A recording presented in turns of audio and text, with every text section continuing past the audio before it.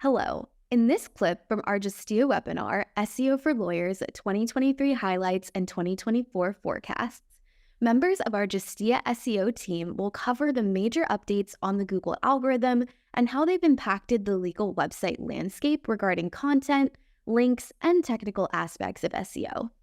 If you want to see more Justia videos on law practice and legal marketing, be sure to subscribe to our channel.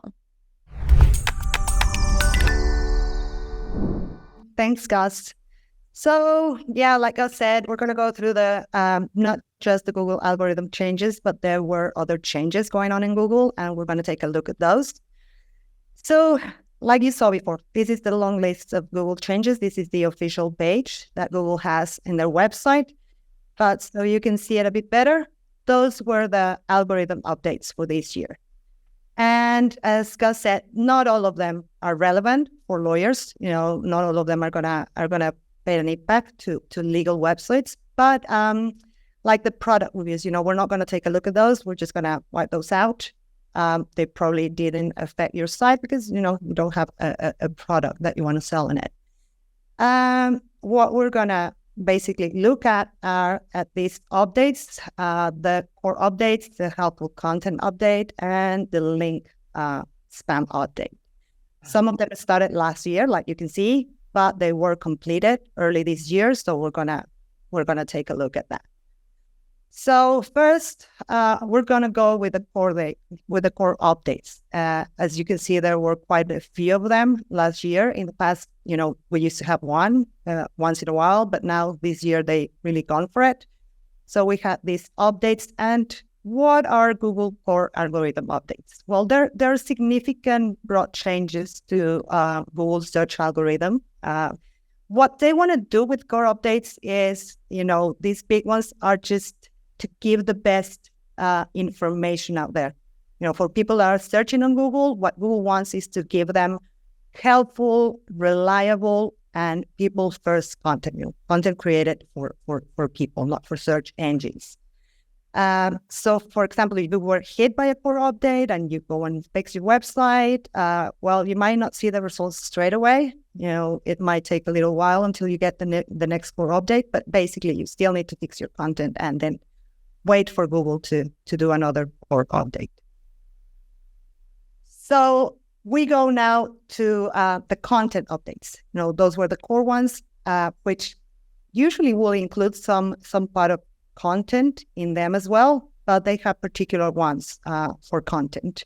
And there were two of these ones in December and September, and then we had the spam update. This spam update was for content. There are link updates for spam, but this one was particular for content.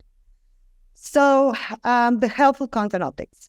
These are statewide signals. It's not about a page. It's about your whole website. Whatever Google does with this helpful content update, it's gonna affect your site as a whole. So what Google wants here is they want content that is helpful, as I said, written for people, not for the search engine. You can just write a bunch of pages just to make your Google, rank you. You need to make those pages special for people to read. Some of the issues that we saw, were spammy content, AI-generated content, which was something that they talked about last year, low value added aggregated content, and then the spam update. These spam update targeted especially other languages, not really the English. The English one was done last year, but they just expanded this update and they cover other languages. So if you have pages in other language, it might mean something to you, but if you don't, you're good. You're good with English pages. So as we said, last year, one thing we need to take a look at is last year they were saying, oh, you cannot have AG generated. This is not the content we want. This is low quality content, and it's not going to be helpful. And we're gonna punish you for it. But what happens? They realize that it's not going to happen that way because they are going to have a tool that they're going to use for AI generated content, as Microsoft Bing did. Obviously, Google had to get into the game, so AI generated content is no longer on this list. the ones, that's what we're going to cross it out. These are the ones that you're going to see for the content algorithm updates. As I said, content that is helpful. You cannot just go in and create, pages just out of the blue or just, for ranking purposes. What you need to do is concentrate on pages that are helpful to your readers. What happens to lawyers, for the legal websites? Where have we seen this? We've seen this with locality pages. Suddenly you have 30 pages, 40 pages that are for different localities, that are for personal injury or for car accident. And, you create a page for, side accident, whiplash accident or teen accident. And then you end up with a bunch of pages that start looking very much the same, very similar.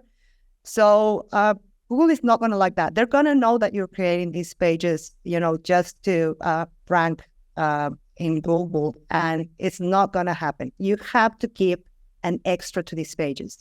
And, if you have these pages, Google is not only gonna punish you, or is gonna penalize you for having that page and you go in and fix it. But if you have these 30 pages, your whole website, not just that page, your whole website is gonna drop in the ranking. So you really need to go in and fix those pages. You can probably hide those pages. If you really want to have them on your website, you can hide those pages from Google while you fix them. But, you really, really want to go in and fix them, because Google is getting better at tracking, this stuff. They really want and know if your pages are good. So how can you know? You just have to ask yourself, are my pages good quality? Are they helpful? Are they written for users, not for search engines? And one way to check is, do I have too many repetitive pages? If you do, you're probably in trouble. So if you want to keep those pages on your website, you need to make those pages, relevant, and they need to have different information. You need to write about different verdicts and settlements for different practice areas, or you can go and talk about different the differences between judgments in different counties. Just add useful content to those. In the meantime, you can hide them. If you want to use them, you can fix them, and then you can put them out to Google again. So with that, I'm going to pass it on to Tim, which is going to guide us to the search quality writing guidelines. Okay, I will jump in here and sort of run through the search quality rating guidelines, which also got updated on this year as well. And again, a lot of the stuff I'm going to talk about, we also had in our previous webinar on content. So I don't know, later on, maybe Arturo will put like a link like right there on the YouTube channel, and someone can click on it if you want to go back and watch the content webinar. But much of this is the same. So, this is, something that Google has. Google has these testers that go out and they try to find out which, what pages should be ranked higher, right? And all they do is they do searches and they come through and they say, this one's good, this one's bad. They, give it a different sort of a ranking. And if you go through there, there's 16,000 worldwide, but there's 7,000 in North America. And that's a lot of people. I mean, this is a real job that people are doing. They go through here and try to help use real people to decide, what is actually a better page of content for the end user. Now, from your standpoint as a law firm, you would like to know what is it that Google cares about, because Google's taking a lot of time to train these people with what they care about to try to rank it. So you should actually go ahead and read these guidelines. So there's a link right here at the bottom. It'll be on all the pages, but it's j.st/gs. And that'll always point to the latest version of these guidelines. So the latest version came out about a month ago. And, it's a pretty long, sort of PDF file, right? It's got a lot of pages, 160 pages or so. This is just the index of it. But it's certainly worthwhile to go through and really try to find out what parts of this relate to your site as a law firm. Now, that said, I'm going to cover the core stuff. So some of this I've covered before, but there are some changes this year. So let me sort of run through it. First thing that Google cares about is that those the web page have a beneficial purpose, all right? This is simple. With law firm websites, this is always the case. You're always writing something that's good. Now, granted, if you're writing something like how to overthrow the U.S. government using the court system. All right, that one might get discounted out a little bit, right? That's not necessarily beneficial. But, realistically, for law firms trying to do it for marketing and trying to get clients, you're always writing good information, trying to reach out to people and trying to be helpful. So this is pretty straightforward. Almost every law firm website is going to pass this level. The next part is EAT, right? And then we've added a new E here. So this is part of the new stuff. So we have the experience of the content creator. So it's your experience as a lawyer. We have the expertise of the content creator, your expertise as a lawyer, the authoritativeness of the content creator or the website as a whole, and the trustworthiness of the content creator or the website as a whole. All right. So that's it. It used to be EAT without the experience part, but the experience part's been added in. So right there, that's the one that's sort of new. For lawyers, certainly on the areas that you're writing about, you certainly have experience, right? So that it will be helpful to you. It might give you a little bit of a slight sort of bump. But the really thing that counts for lawyers is expertise. And I'll sort of jump into why that is in a second. The other part about law firm websites in particular, and law in particular, is that these are your money or your life types of content. This is stuff that people depend on when they're trying to make decisions for how they live their lives. It can impact them financially. It can impact all types of things. It can impact their family relationships. There's a lot, having the correct information up there on your website really matters because it can really impact people if you have the wrong information. So for the rating guidelines, folks, law is a YMYL topic. And that means they are going to sort of place the highest page quality standards when looking and examining this type of content. From you as a law firm, that means that everything you write should be at this higher standard. They don't have, Google cannot be ranking stuff that's wrong. Google cannot be ranking stuff that is really weak when it comes to law. This isn't like, if it's something like, what are my 10 favorite banjo players? Okay. There's no wrong answer, right? You can put Steve Martin, whoever else you want to put in there. You have your banjo player list. No big deal. You're not going to have to it's not your Monday or your life topic, right? On the other hand, if you tell people, what they need to do to pay their taxes, what they need to do to fill out their immigration forms, that stuff has real life implications. So you've got to make sure your stuff's really good. And I will say right now that the vast majority of law firms do not do this. Some of them do okay. Very, very few really spend the time to make a really, really great page. They just don't do it. And it's really not good because this is really what Google cares about. This is the number one. Google cares about the content more than they care about the links, more than they care about the technical SEO, as long as the page loads. They care about the content. But I know there's a lot of people out there going, content doesn't matter. It's all these different things. Like Anna said before, if you have really low quality, poor content, get that off your website, right? That doesn't matter. In fact, that can hurt you. Very low quality just for SEO type stuff. But high quality content, that's all that Google wants. That's it. Everything else is secondary. They would much rather rank a high quality piece of content than something that had a bunch of links to it. Not even close. So I would, I've said this many times. I really encourage people to spend the time on their content. I'm going to talk a little bit more about this when we talk about AI and using AI to generate content. But this is sort of the core key to you in terms of ranking is your content. So I'd go watch that webinar. Again, hopefully that content webinar is where I just pointed to on the YouTube channel.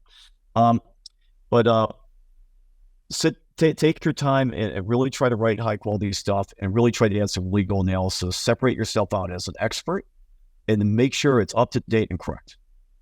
So from Google's standpoint, they've added the experience, but they're not going to rank a pro se person because they went to court. It's expertise that matters. And that's the final thing I want to show you right here. Is it experience or expertise? It's expertise. That is the key thing that matters to you. So you need to use your expertise and show that in terms of what you're running. Again, law is a YMYL, your money or your life subject matter. Content's the most important thing to you. And nothing else is close. And with that, let me hand it back to Anna. Thanks, Tim. So now we're going to look at the link algorithm updates. We had one in December last year, but as I said, it finished early this year. And basically, the link spam is a part of the algorithm that impacts links. And that's the editorial votes to your website. So, we talk about links like, Tim said and Gus, we have a webinar on it. You can find it on the YouTube channel. You should go and watch the video about links. We talk about directories. How can you get links on directories and different ways on how you can get good quality links. Because what happened with this update is that Google started discounting out low quality links. So they were using the spam brain with this new algorithm update. So what they did is they don't give the value to spam links. You can have a bunch of links, they're not good quality.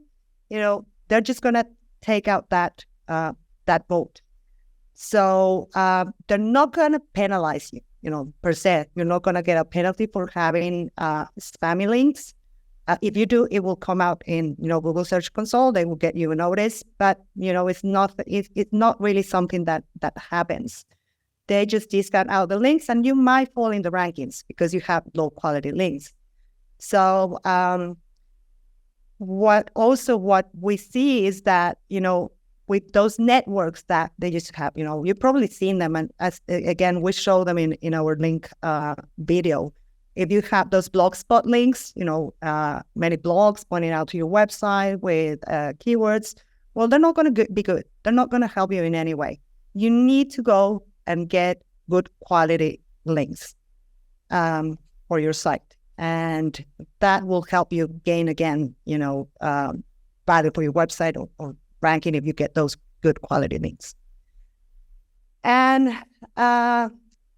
then we have the technical algorithm updates, which were the core updates, and Tim will take us through that.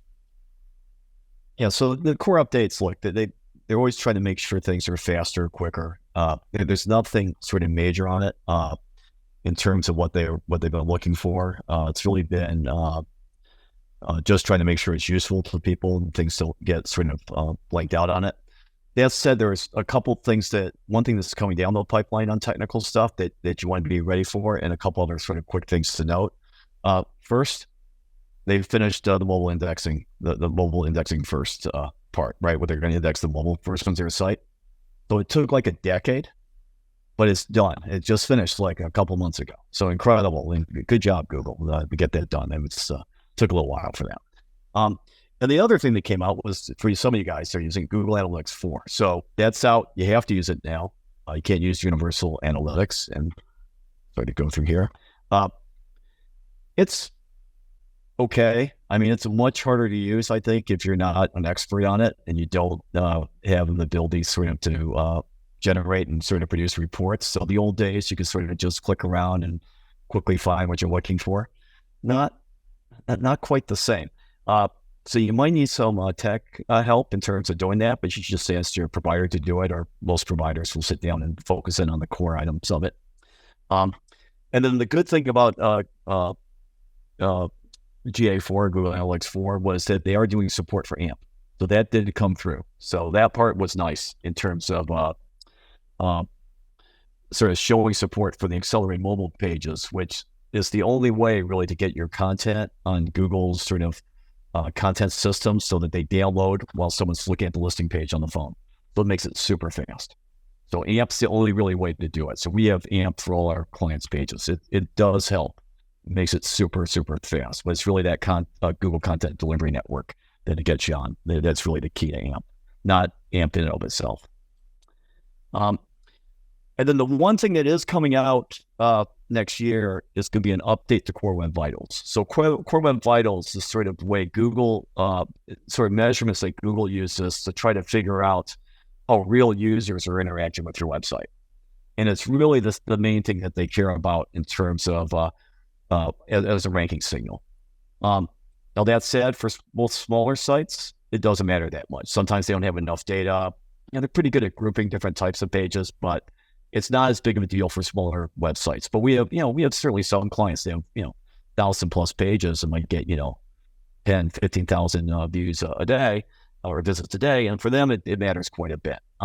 So I would pay attention to the core web vitals, and I try to sort of optimize it to the extent possible. And again, we covered that in the technical webinar, which I'll point right here. We can put a little link to it, but that's really for your provider. Whoever's helping you with your website should be on top of that part.